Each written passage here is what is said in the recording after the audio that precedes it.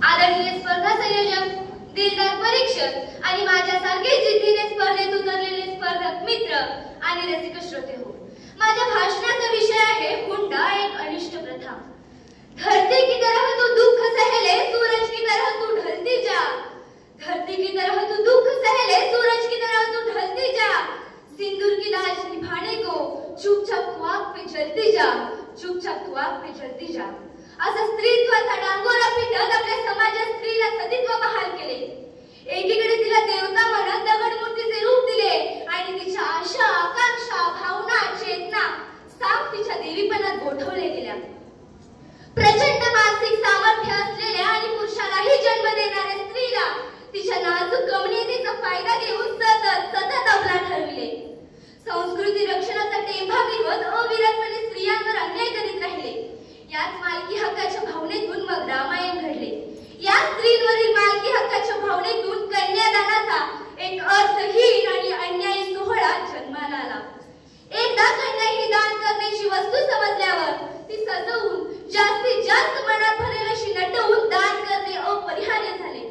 पण जी स्वतः एक चैतन्यदायी कर्तृत्वशालिनी आहे, तिला दान देण्यात आणि घेण्यात कसली औदार्यता मानता? लाज वाटली पाहिजे असं दान देताना आणि घेताना। आज या दानाच्या सोहळ्यातून एक भयंकर रिवाज अस्तित्वात आला। मानवतेचे, माणुसकीचे सगळे विचार या रिवाजानं भस्मसात केले। हुंडा किंवा वरदक्षिणा या राजरोस नावानं तो समाजात वावरू लागला। एवढेच नव्हे तर या रिवाजानं आपल्या समाजात मोठी प्रतिष्ठाही प्राप्त केली। या हुंड्यानं आपला अजस्त्र पसरविला। एका पाठोपाठ एक अशा अनेक स्त्रियांना यानं गिळंकृत केलं। तू ही अंबा, तू ही दुर्गा, तू ही माय भवानी। तू ही अंबा, तू ही दुर्गा, तू ही माय भवानी। तू लक्ष्मी, तू सरस्वती, तू ही माँ कल्याणी, तू ही नारायणी। असे जे स्वरूप आहे ते आपल्या लाडक्या लेकीला भला मोठा खर्च करून दागदागिन्यांनी मढवून 200-400 लोकांच्या साक्षीनं एखाद्या तरुणाच्या स्वाधीन करायची। आपली पोच चांगल्या घरात पडली या विचारानं डोळ्यातलं पाणी टिपायचं आणि जिला 7 जन्माची सोबती गृहलक्ष्मी सुखदुःखाची साथीदार म्हणून आणली, त्या चैतन्यानं उत्साहानं रसलेल्या लक्ष्मीची निर्जीव रुपयांसाठी अक्षरशः राखरांगोळी करायची, तिला पेटवून द्यायचे। अरे मृत शरीराला अग्नी देतानाही आपला हात थरथरतो, मग ही तर आपली सखी प्रियतमा, तिला पेटवायचे। यज्ञार्यस्तु पूजन्ते रमन्ते तय देवता असा दावा करणारे देशात नारीला जाळायचे काम केले जाते। केवढे हे दुर्दैव! दगडाने सुद्धा लाजावं यांच्या मनाच्या कठोरतेला। जिला जीवनदायिनी बनवण्यासाठी 19 वर्ष घालवायची, तिला 19 सेकंदात जाळून टाकायचे। ते सुद्धा तिच्याकडून पैसा मिळाला नाही म्हणून। पैसा, गाडी, सोने, नाणे, भांडवल इत्यादी गोष्टी मिळाल्या नाहीत म्हणून। पैशाचे हे जहर पिढ्यानपिढ्या आपल्या समाजात भिनले आहे। या विज्ञान युगातही या हुंड्यापायी अनेक स्त्रियांचा बळी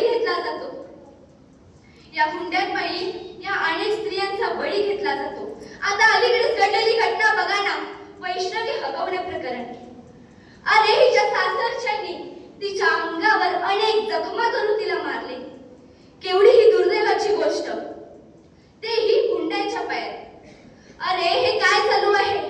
हुंड्याच्या पायात असं कुणी करतं का? आपण हे थांबायला हवं। उंबरठा ओलांडून आलेल्या लक्ष्मीचा हुंड्यात बळी घेणारी राक्षस कुठल्या कायद्याची असतील? जोवर पैशाची मागणी पूर्ण होत नाही तोवर सोडणार नाही असं म्हणत तिला छळलं। 8 दिवस छळ सोसताना काय म्हणाला असेल तिचा जीव? मदतीसाठी कोणाचा धावा केला असेल?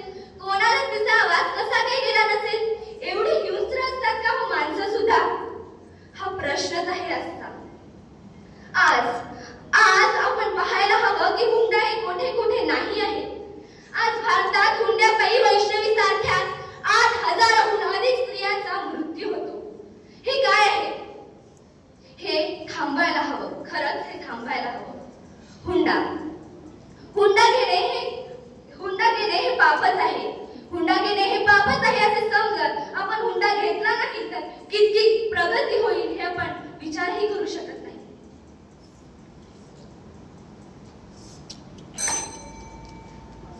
शेवटी मला एवढेच म्हणावेसे वाटते की आता चालणे चालणे भावे उगा का निराश, आता चालणे चालणे भावे उगा का निराश, भिन्न काळोखाच्या पोटी सुद्धा मिळे प्रकाशाची असं कारण या हुंड्यांमुळे एवढे जीव जातात। यामध्ये स्त्रियांनी स्वतः आत्मनिर्भर बनावे लागेल।